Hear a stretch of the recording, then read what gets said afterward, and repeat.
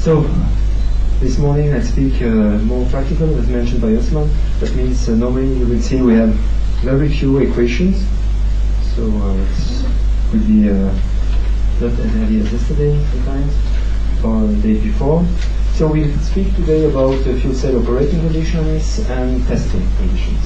So just as mentioned, I come from CEA, just a few words to introduce CEA, because maybe not everybody knows about CEA. So I just in some few slides.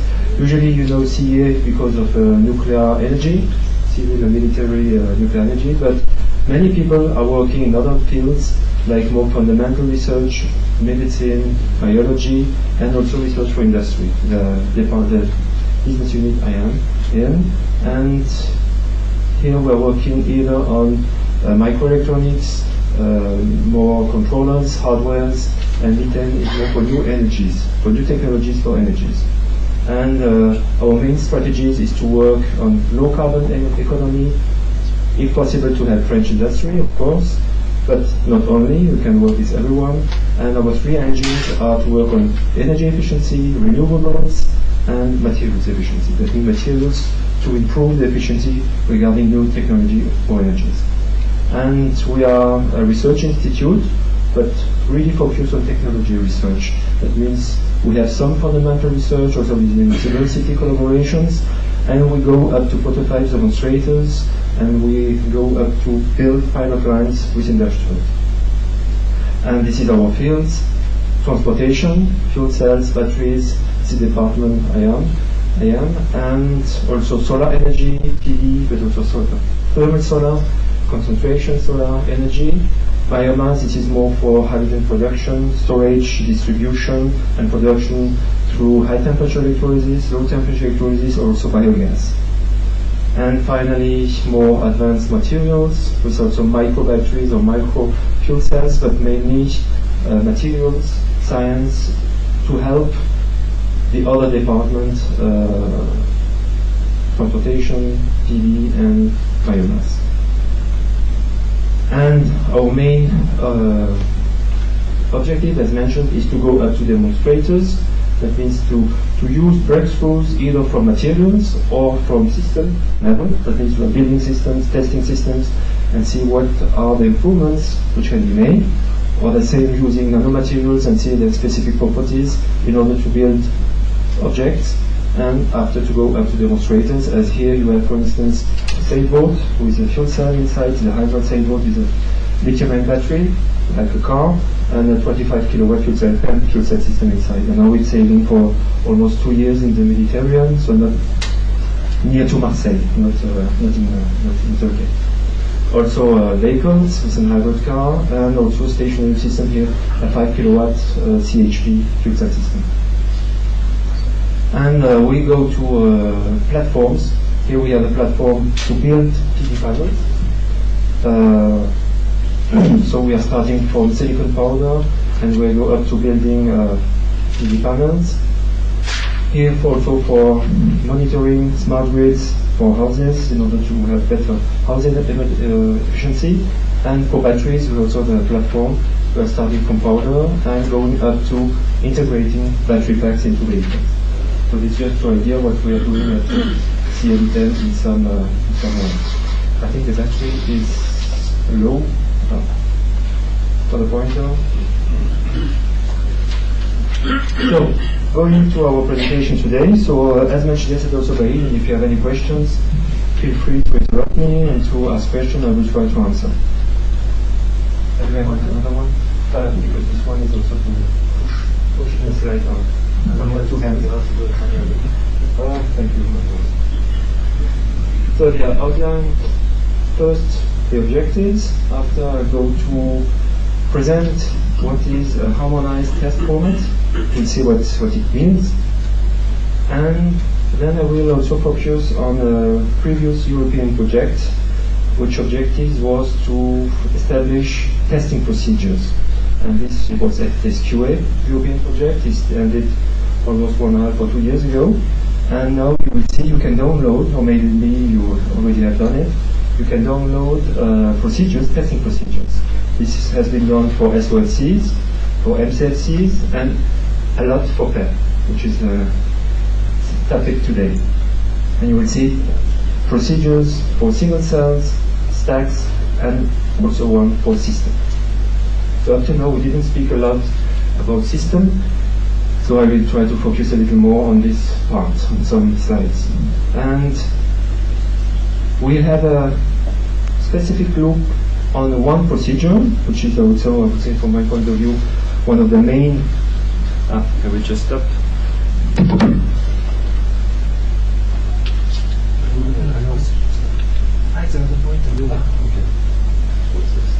So no microphone. Do you hear me? I only have two hands, sorry.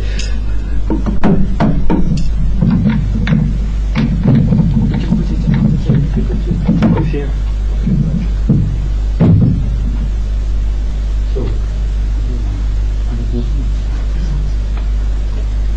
So we have a look, precise detailed look into one procedure and one of the. Just continue. Okay. On one procedure, this IV curve. IV curve for stack. Correlation curve is, I think, the most used procedures by many of you, I think, if you're performing any tests. And so we'll see all the setup requirements we have to prepare before testing and to ensure that when we are measuring something, it's a good measure, a good quality of measurement, then the way to measure, and also, very important, we see the way to report. Because there's no sense to make very good measurements if you cannot report well. How can other people use your data? How can you tell them and compare with others if you have not well reported the testing conditions and a video measure, which is very important, but usually reading papers, nice graphs, nice pictures, nice points, and after you say, okay, I want to compare with my own. I don't know the temperature, I don't know the back pressure, I don't know spectrometry, more or less, very few information, which may be very useful. And say that's the job of the referee normally of the paper, not already done very well. So it's up to us to really report also precisely. And you will see after I go to an example where we try to compare different kinds of procedures and to see what is really important when you're performing an IV curve, so that you are not obliged to use always the same way to perform the test. And you will see we compare European, American, and Japanese IV curve testing procedures. You will see the results using the same hardware or different hardwares or different people performing the test and see how we can compare the results or not. You cover for short-term and long-term? In this time we performed it on IV curves, so it was really performance test, not durability. And after we focused more on existing testing procedures, and this is more, I would say, also to present you that you do not have to think about any new or always new procedures, but many are already existing, and it's just up to you to see which one is the best related to your investigations. And finally, summary and conclusion. So the objective, it is apparently very simple to say we just want to test, that means we want to have results. Performance, durability, results seems to be very easy. But to characterize the performance of the fuel cells can be seen as quite generically. That means we have to ask ourselves if the procedures we are using is the right one, and is it really useful regarding your problem. That means you don't have to apply procedures, you have to look first what is your target, what is your objective for your project or your PhD, and so is my procedure really the good one? And is the procedures also, the procedures may be applicable not only by researchers, like PhD, but maybe also sometimes by fuel cell developers, OEMs, or end users. So there are different ways also of objectives. You can be really specific to research, or you can more to validate systems, to validate stacks by OEMs, by fuel cell developers, or it may be also a reception test by the end user. You say, okay, now I have bought a system, I have certificates, it is very, it works very well. I have 20 kilowatts net electric output, but I want to check before I pay, finally, if I really have the performance of the paper. So how can I test my equipment? So this is usually much more on a stack or system level than on a single cell level. And we have also to set the boundary points for the equipment. So that means that we have to define the stability, the quality of data is already mentioned, and quality of data means are the data regarding my problem, the sensitivity of the results also. Usually it's not give a number, but you give a number plus or minus x, graduate of minus. You don't have to forget it, because if you say 10 to the minus 0.10 or 10 to the minus 20, this is not the same. This is mainly related to the control of the parameter of the test station and also your data acquisition. And you will see also the way you will assemble your stack, or where you will integrate your set. And reproducibility, of course, this is also very important regarding procedure. If you are doing twice or 3 or 4 times, you may not have respect for high, which is the right result. And it also very depends on the way you are fixing, or I would say validating your testing. And with those objectives, precision and accuracy. And yes, you will see I have one slide defining the different terms between precision, accuracy, precision, reproducibility. And in that way, for this SQL European project, we try to define a harmonized reporting format also, to be sure that we can compare results from one research institute to another, because this will help everyone to perform less tests, to have quicker results, and so we will save time and money. And also, we have to provide some statistical interpretation of results. As mentioned, we have to define stability criteria, sensitivity, so we have to make some calculation afterwards as data processing and to report.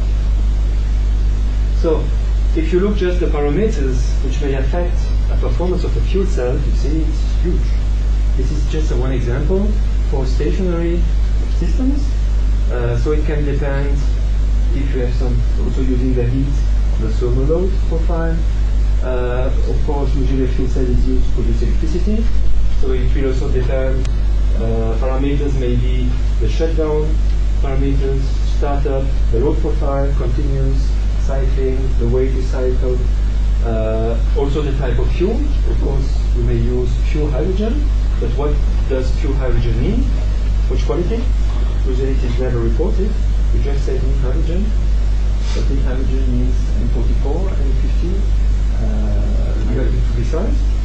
And if it comes from a reformer, then also we have to decide the quality of hydrogen, as this may really affect the performance of the fuel. And regarding fuel, also, for instance, you have to mention, even if you are testing a fuel cell or stack, if you have some recycling or not. Because if you have some impurities, you may have some accumulation of impurities. And so if you have some durability testing, you may have totally different results. And of course, application, that means location, base load, peak shaving, thermal sources if you have, mode of operation if you are or not grid connected. And you will see on a system level it's also very important. At the end, we have now built a standardization performance test procedure for stationary fuel cell systems, not only for PEM. And we have to distinguish between grid connected, like for instance fuel cell systems in Japan, which are mainly all grid connected, or you may also have some standalone systems. So you have a battery inside. And if you want to calculate the efficiency, the performance of a system, which is not grid connected, and if you not really know the state of charge of the battery, it is not so easy to calculate the performance, the efficiency of your system. Because you do not know what was the energy at the beginning and at the end inside the battery. And of course, I just have to measure. Yes, but if you have a commercial system, it is not always very easy to put your sensors where you want. So you have to take it into account when you are testing systems. and also the environment, and the temperature, but also pressure. Usually it is not mentioned. We just say usually in papers, room temperature in the lab air, okay. But if you are testing even 1,000 meters, or you can testing sea level, the pressure may be a little different. It may, I would say, if you are performing any round-robin testing, you have to mention it. And also the humidity. So of course, if you have some air breathing fuel cells, it's very important. If you have a humidifier inside your system or inside your test bench, it's less important because you control your humidity through the humidifier.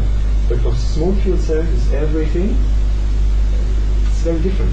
I can remember one colleague, small startup, Paxitech, he had a really portable fuel cell, which was about 10 watts, 10 to 100 watts, everything. And if you test it here, high temperature is good for fuel cell, but very low relative humidity, he had really problems to start with fuel cell.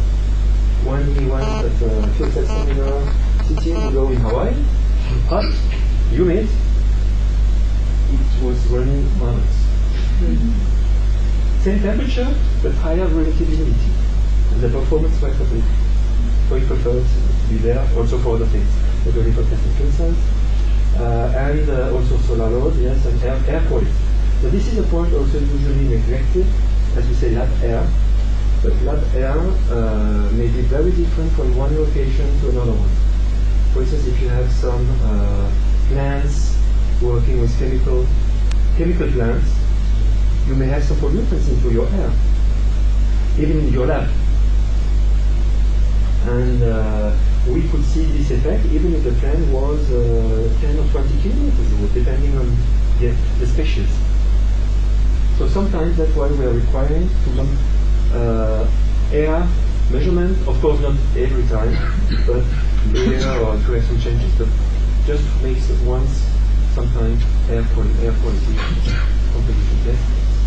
When you're doing these testing procedures on local locations, do you replicate that into city centres, particularly behind the cabin for the interpolation? This was I would say, the first results of the first cars driving on the road. Usually fuel cell car manufacturers, when they were testing their fuel cell car on circuits, there was, and after when they were on the road, as mentioned, just behind urban engine, because mainly of CO injection, performance was decreasing. Yes, we have to take it into account, and that's why usually you not only have hot, but you may also have chemical filters.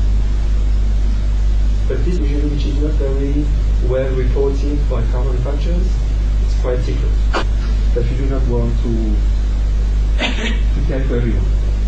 But if you're working particularly with cars, yes, integrate this aspect.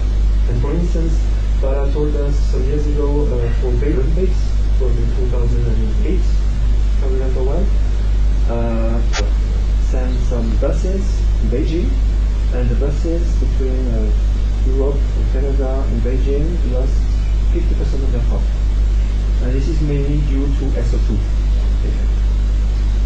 And after when they came back, they recovered a little, but after analysis of air quality, they said the main parameter was SO2 content in Beijing atmosphere.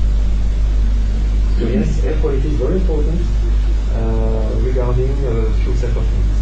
So you have to put some chemical filters or catalyzers in order to really to reduce those effects. And for reformers also. But then I would say regarding if you are testing with a reformer, it's easier for you to control the quality of the fuel and of the air. For the air it is the same, but for the fuel it's better. And also age at a different rating. So you have also defined what is lifetime. What is the definition of lifetime, if you want it? What's for you the definition of lifetime?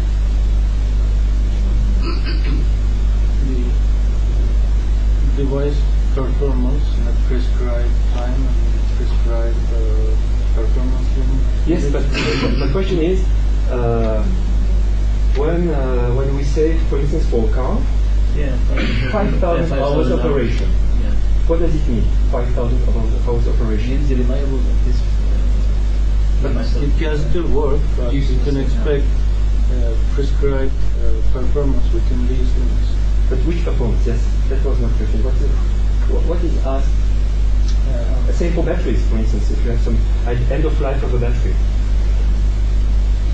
Its values. It's the cycles of the fuel cell. That's the limit for of the United States Department of Energy for the vehicles. The values. Just an order of the values asked.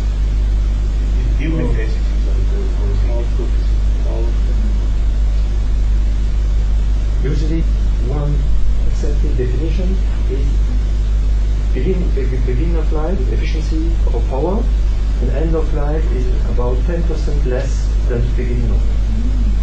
That's, I would say, for automotive at least, it is an accepted definition.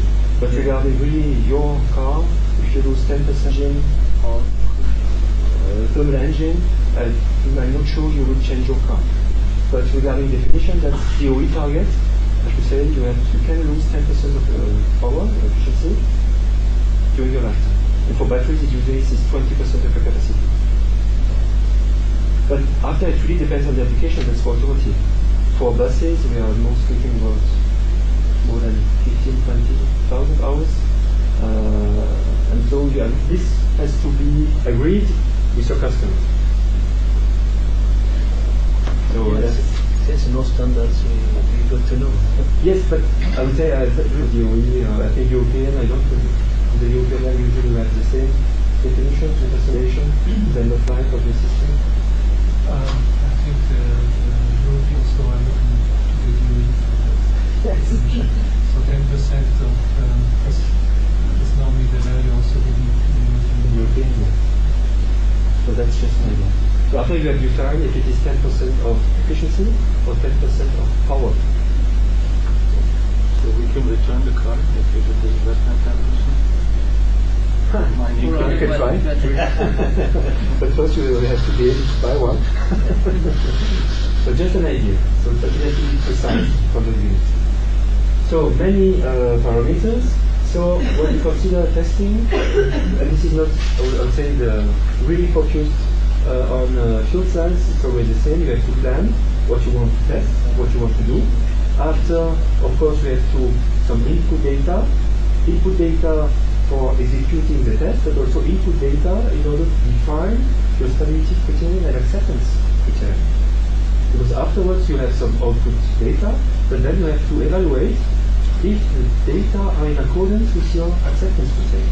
If yes, you can report the data. If not, then you have to change something, either your test equipment or your sample. And also we try to provide a common methodology to describe the testing. And this way we consider to have a modular approach. That means to write single procedures where you have almost everything inside.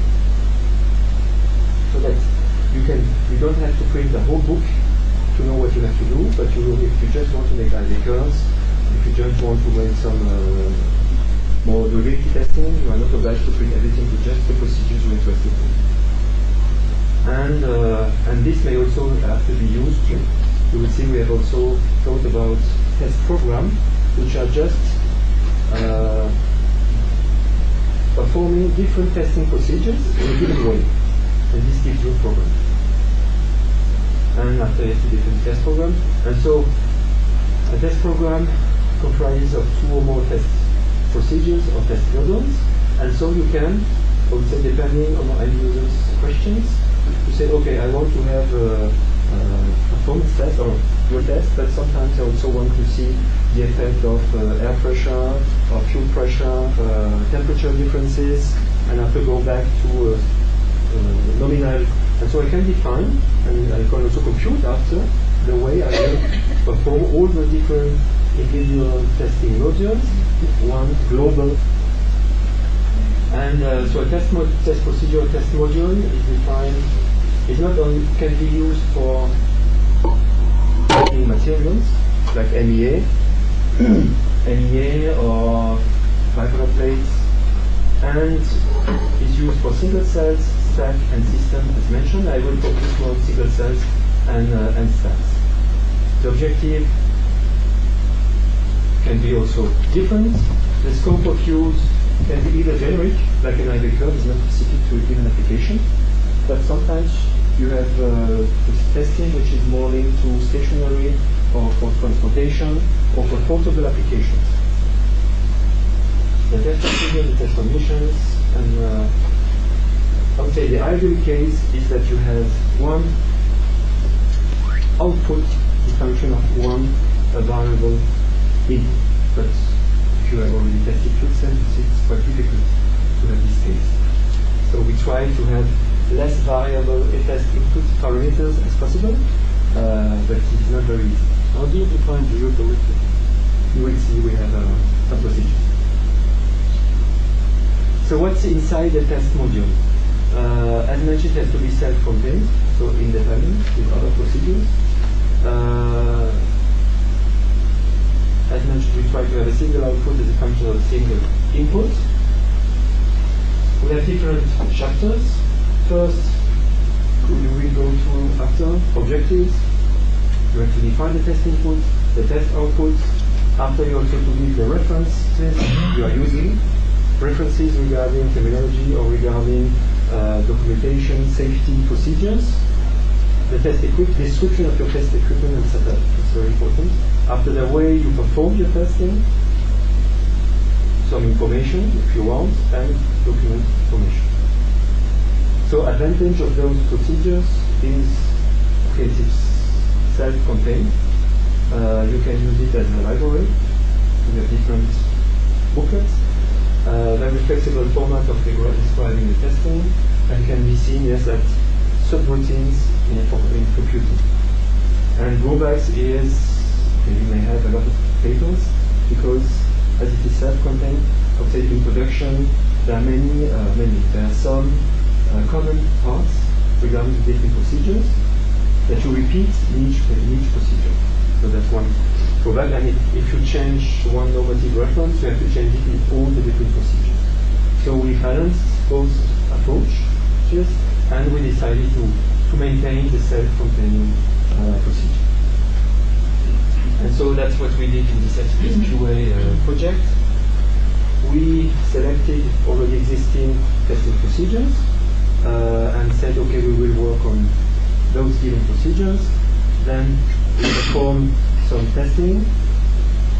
We evaluated if it was good or not, what we can improve, either in performing the test or in reporting the tests, and then review those procedures, validated again, and finally released. And you have them on this website, so we can really download all those different procedures. So we will have the slides, so we have all the information as PDF files. You can just download them. So what kind of procedures? IV curve, steady state, accelerated or not. I will give some examples afterwards. Cold start, or say more cold behavior than cold start. Tests, long-term durability, dynamic load cycling, and assessing the humidification sensitivity for single cell. And after this IV curve procedures, here you can see results using two different labs. One Japanese, from JARI, Japanese Automobile Research Institute, and SCTestNet, former project of FTS2, so European procedure. And here you can compare using two different procedures set up. IV curve, 62 units. You are performing 3 times the procedure. So you can see very good agreement between for those and using two setups. What are the similarities? I will describe it. Okay. Yeah, just for the, when applying really in the right way the procedures, you may have this, just to see that it is important, after to really apply it properly, the testing procedures, you really have this kind of good comparison of results, regardless, I would say, the procedures if they are high quality, both. This is single cell. And so accelerated on-off, this is a technical procedure which is more adapted for R&D investigation, more for degradation. But then some here you can see on-off means you define. This is, I would say, a general view of those procedures. We do not give specific values of parameters because this is up to you. It is up to the tester and up to his investigation to know what are, for instance, the nominal current density which has to be applied, what is the cell temperature to be applied, depending on your MEA. If the procedure say you have, this was the first case for the US procedures, they said you have to perform tests single cells at 60 degrees. But if your MEA and your has been designed for your application and your application has to run at 80 degrees, okay, you may apply the US procedure at 60, and if you want to compare MEAs, you see, this one is not good. Why are you using this MEA in your project? So we had some discussion with the US, now they also changed their mind, and I would say it's up to the tester to define. Normally you give range. We give range, exactly. And this will depend on the test station also, on your application, test station, what can your test station perform, and you have after to fix the temperature or the temperatures to be investigated. Same for current density. It will depend on the application. So we say here on-off. On-off means you will cycle between open circuit voltage and your maximum current density. So, but the maximum is defined by you. But you have after, of course, to report which one you have chosen. And so here, for instance, in this case, we have chosen 0.8 amp per square centimeter. We also give the others stoichiometry and also the minimum flow. And you are just cycling on-off for a given time. So can be, for instance, half an hour, that will be also defined. And regularly you perform an IV curve in between. And so you can follow, and see here, it's an on-off, 0.8. You are cycling. Here in black it is the voltage, in red the current density. You are cycling and from time to time perform an IV curve. And so you can see the evolution of the performance here. In blue the beginning, in red after 700 hours cycling. And of course, here you have the evolution of the voltage of the power density and the OCD over time, almost 800 hours. And this can be after joined with execution of your material. This will be presented by Amanda this afternoon about characterization and what is your MEA or the morphology of your MEA of your catalyst, beginning and after cycling. And so to make comparison, to understand what happens regarding degradation and its reality. Yes? Here, usually this may be because of IV curves. Usually also if you have here this everywhere, but usually if you have some in a voltage over time, it is really flat, but sometimes it goes back, and usually here, back, and then comes back, and the line, but with some better performances for short time than IV curve, and this usually can be attributed that you allow to have a better homogeneity of your single cell or your stack, and usually also it is the unification of the membrane. So we're talking about steady state. When the system starts loading, when you achieve a steady state. Yes, but usually a real steady state with no IV curve and a steady state with some IV curves or a lot of IV. Yeah, in this particular. In this particular, yes. But it is not a number of hours, but you can also plot voltage versus number of cycles. So you can choose. This is example for degradation, which has been used, and also regarding, I would say, the dwell time on OCD or max current can also vary depending on the application. If it is more short time or long term, or can be 1 minute or 30 minutes. It's up to you to define. depending on the application. Usually we are using both. For more stationary, we are using usually 30 minutes, and for more cycling, it's more 1 minute. And this is also another one for cold start behavior. In that way, we are trying to figure the energy used to start a fuel cell at low temperatures. So it is just to have an idea if your fuel cell can start at freezing conditions or very low temperatures, and what is the energy needed to start. And the idea is here you have the temperature, you have operating, you are going down, room temperature, going here for instance at -10, that's the operating temperature, and after you will apply it is a voltage, OCD, and then when you are at low temperature, you apply 4.5 volts, you propose, and you follow the current over time. The current over time, and see then if you have stabilization of your fuel cell or not. Sometimes you fix 0.5, here in red, current is increasing, in that way you achieve some stability, and after, when you stop freezing, the temperature rises, and your fuel cell is working well. But sometimes, current is increasing, and after decreasing, because you remain frozen. So depending on the temperature you will apply. Here in this case it's 0 degrees, but sometimes at -10 it's okay. Depending on your fuel cell, -20 can be okay or not. And so you see that you cannot remove the ice of your fuel cell. And usually the ice is in the electrode, not in the membrane. Membrane is not frozen. We made some experiments that even at -40, and what was not frozen inside the membrane. Because of the water. Yes, because of the water. Yes, that's I would say property of water. Why in membrane? It is extrusion. I don't know the English word for that. I would say water remains liquid in. So it's a high acidic environment, so the channels are very narrow in the membrane. The membrane. Probably also the water is not free, bound water. Some of it's bound water as well. Some of it is bound water, but this is not the issue with the freezing.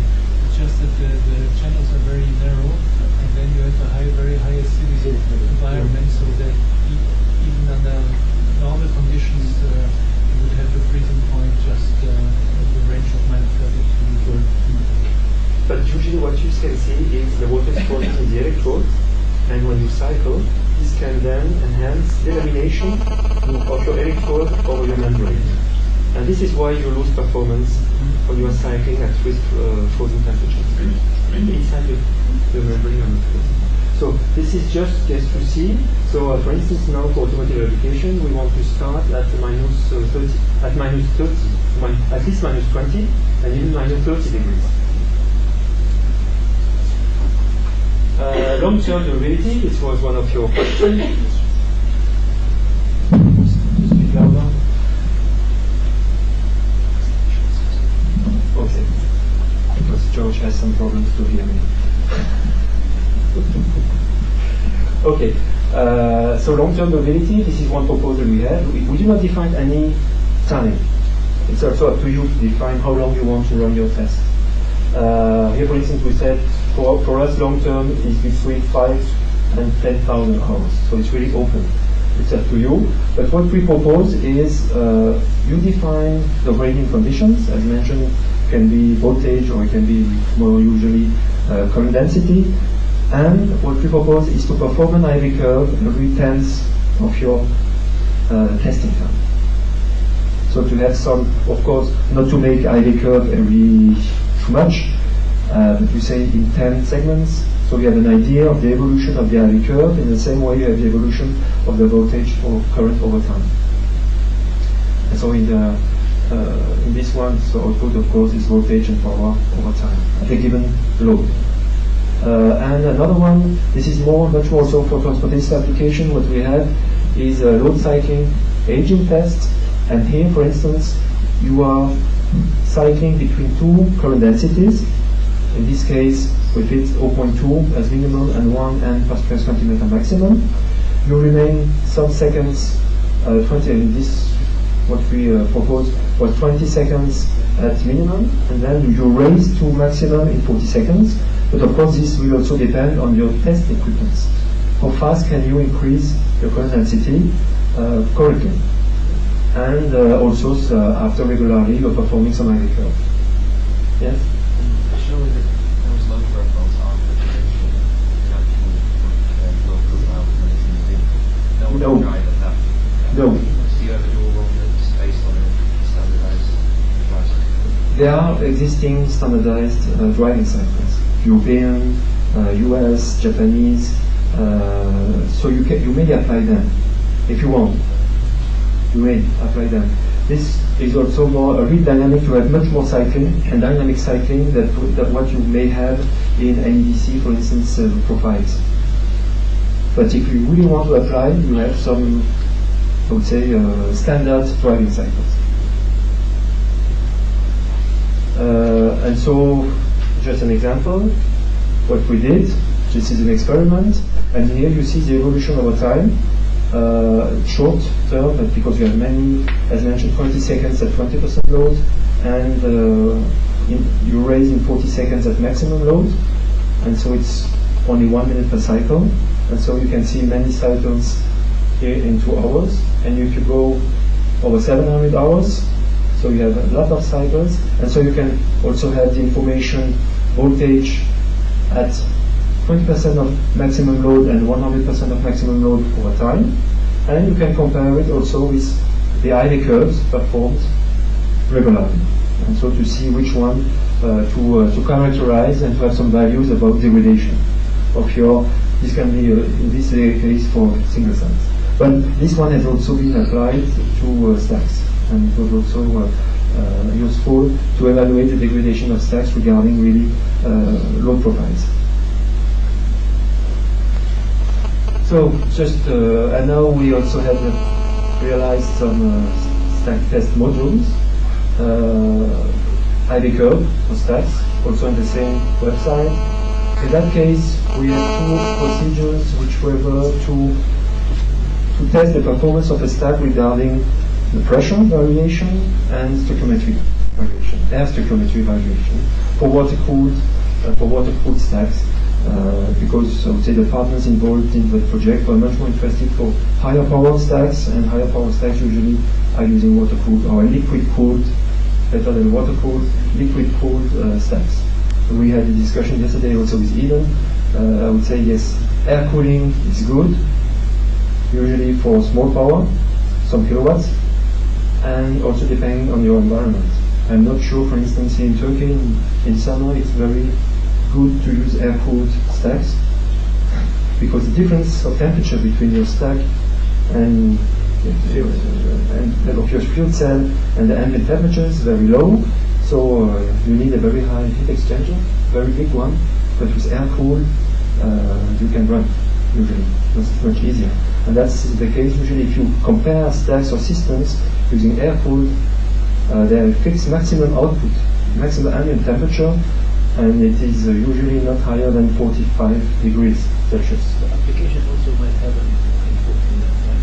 The type of application. Yes, the type of application, but mainly it is the power, because as you have more power, you have more heat to exchange, and so also regarding the ambient temperature, it has some limitation.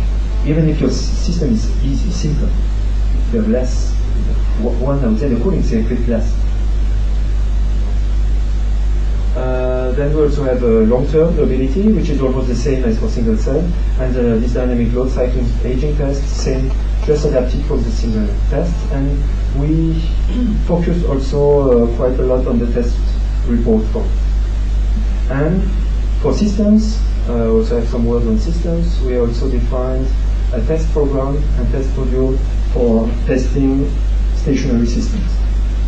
And this procedures has been reused in the international standards for testing performance of small stationary systems.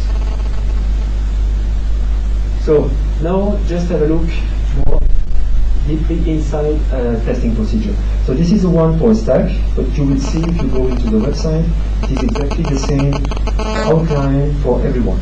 It is a common outline we have chosen. So first we define the objective, terminology, test input, output, reference, equipment and setup, the way we perform the test, and after some, I would say, more examples how you can perform your test. So first, objective. So this is also important if you want to report, is to tell why did you perform this test.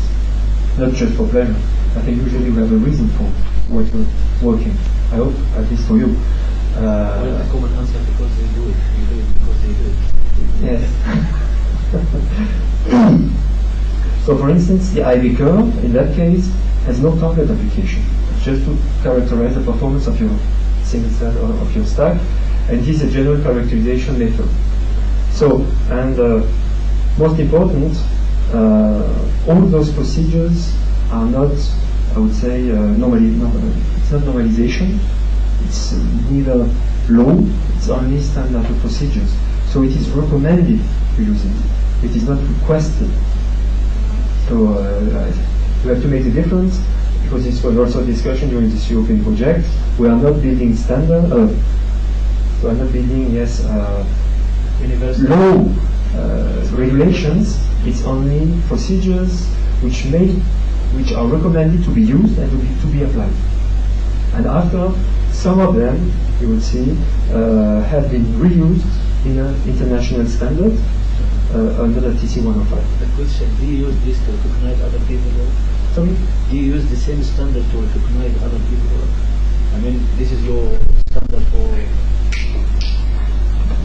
What I mean is, do you use this one to recognize other people's work?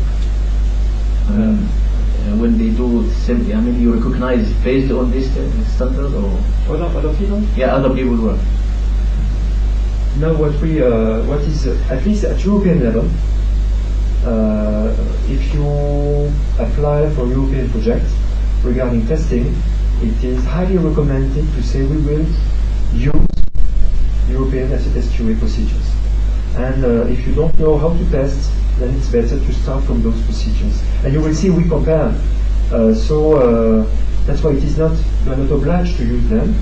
For instance, Japanese continuing applying their own procedure. US also. No, what I mean is, if you are buying a system from Japan, yes, you apply this test on what you are buying, yes, to accept it. Yes. That's notice for single cells or for stacks, yes. If your lab usually applies this kind of procedures, I would say it is regardless where your materials comes from. It's a way to apply. Yes. Terminology, definition symbols. So I would say here we have to be as precise as possible to avoid any misunderstanding. This is important because sometimes there are very few English native speakers here. The first of them is myself.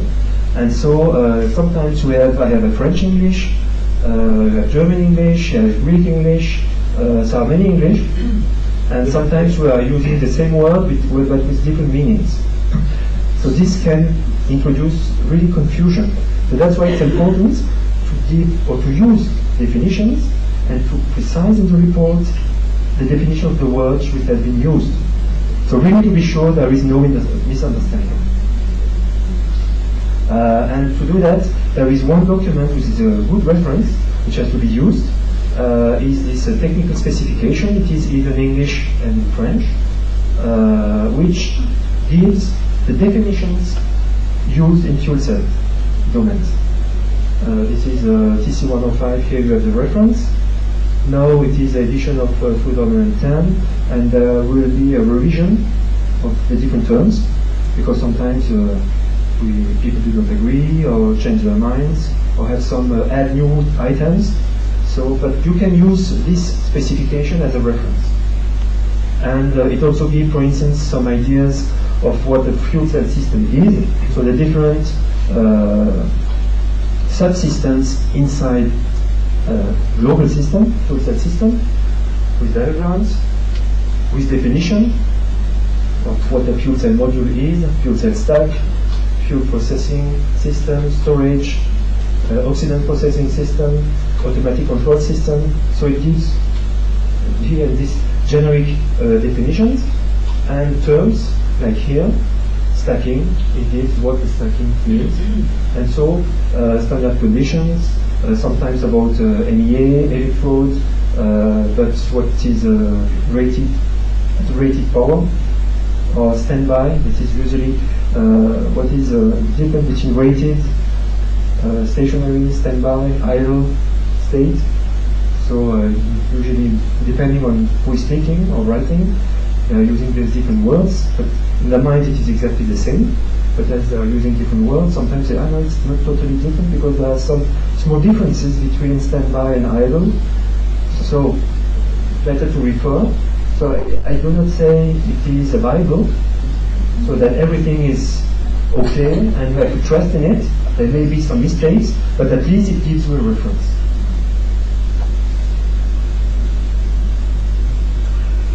And the same for symbols. This is another point. We discussed yesterday, Claude Lamy said, yes, efficiency depends who is speaking, can be written eta, or epsilon. So I would say, for me, it's not a problem. It's not a problem if you have defined the symbols. I know just recently we had a discussion because in the testing procedure, time was capital T. And so some were complaining, but usually capital T means temperature. Okay, but it is not a law. So if in the document has been defined, time is capital T, so why not? So if we have some standards, we have some habits, okay, if you can apply, why not? But I would say in this particular case, there were so many symbols regarding system testing that many years ago they have chosen to use capital T for time. So we have to be, I would say, flexible enough in our mind in order not to see capital T equal temperature and not to look about what is written in the symbol table. So you have really also to be aware of that. In literature, reviewers normally are influenced by the tradition. Yes, but what can they say if you have given this table? So you have to be aware and to be flexible and not to say, okay, I don't have to read this because I know capital T is temperature. So this is just an example to what everything has been defined. So moving to test input and output. So test input, what is it? It is a physical quantity which defines the testing conditions. So that means that there are data or parameters that you fix before performing your test. And they may be either static or variable during your test. And the output is a physical quantity resulting from carrying out or from performing your experiment. And the input parameters are set by the test stand and control loops. So it's and output is just the result, a consequence of your test input and on your test stand control loops.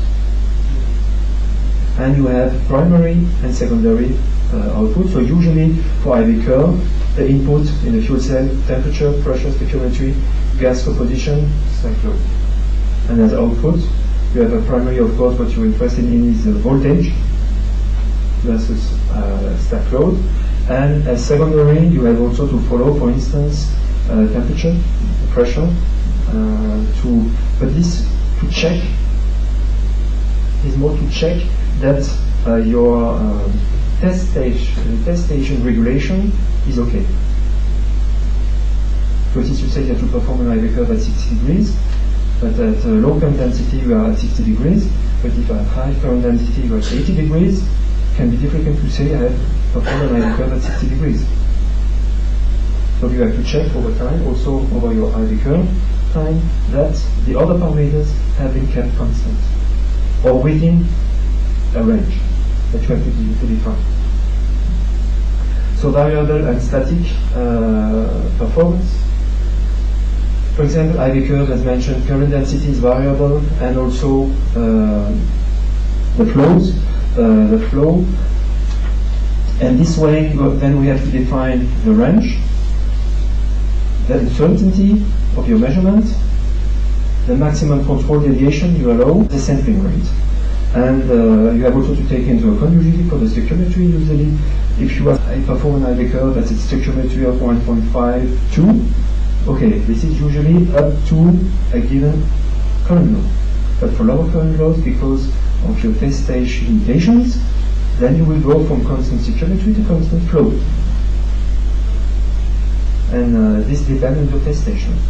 So you have to define to say under current load of 0.2, 0.1, 0.05 amp per square centimeter, I am at constant flow, corresponding to the stoichiometry of 1.5, for instance, for hydrogen, for higher current densities.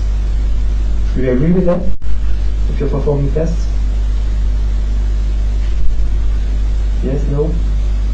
Yes, some haven't done before. Who has already performed IB curves or testing? Your test station usually has limitation in low flows. And you know which flow you fix and at below which current density? Okay, so this has to be reported.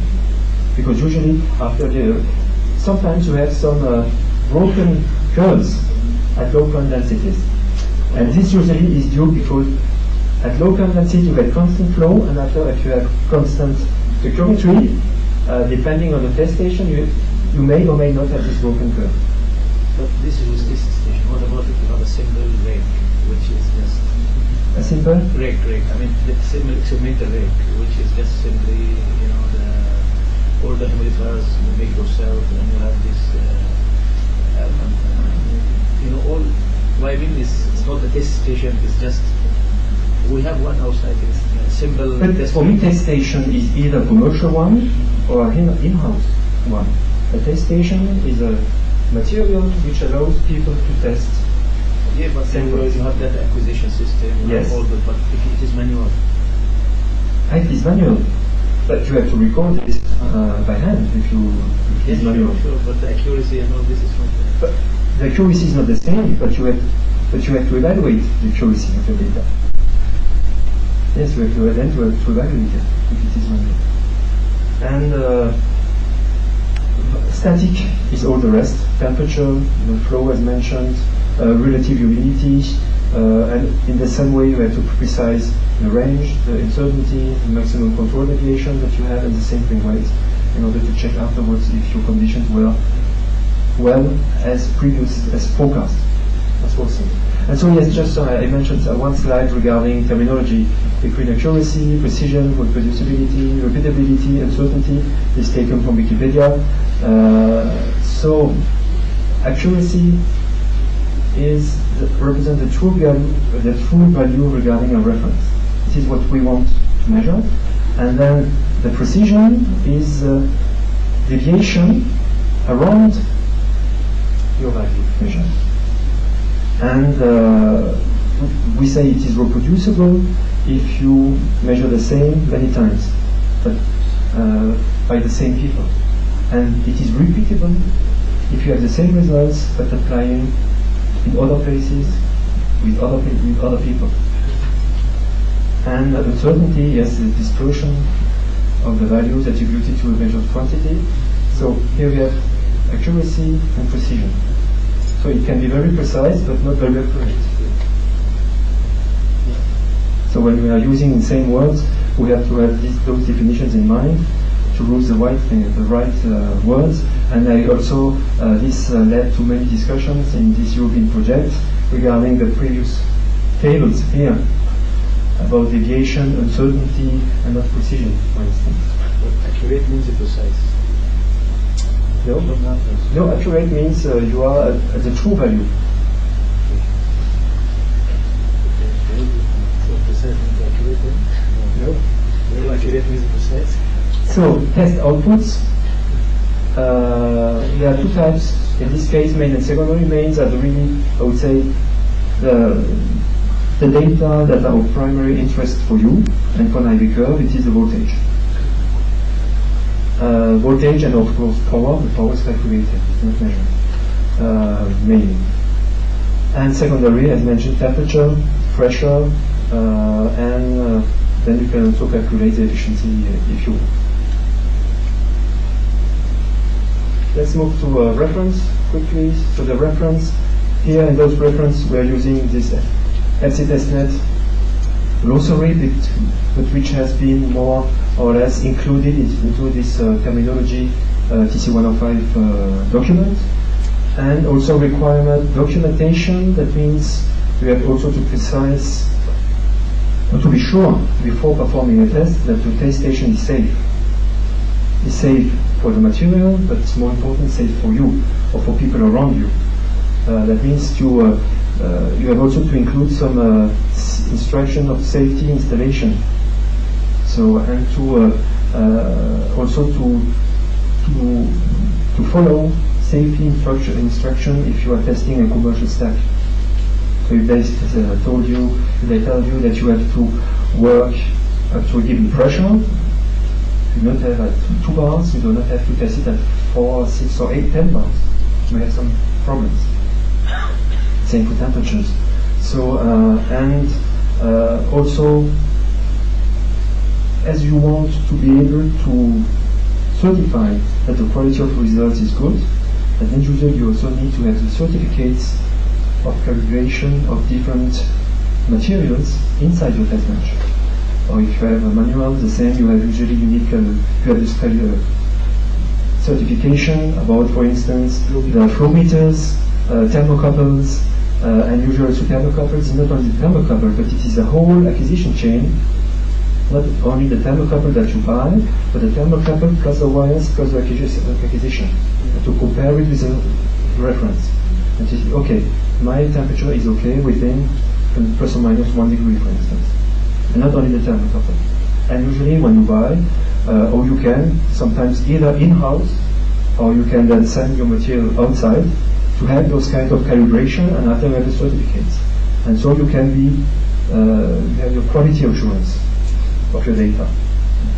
And this has to be done usually regularly, maybe not before each test, but at least you have to define it as quality. It has to be every year, twice a year, every 2 years.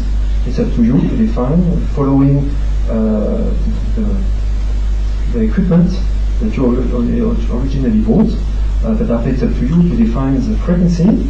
But the problem is, if you say, okay, it's every 1 year, but if after 1 year you have a very high deviation, that means normally you have to tell to every customer within the year before that the data may be wrong. That's really quality assurance. So that's why it's to you to define.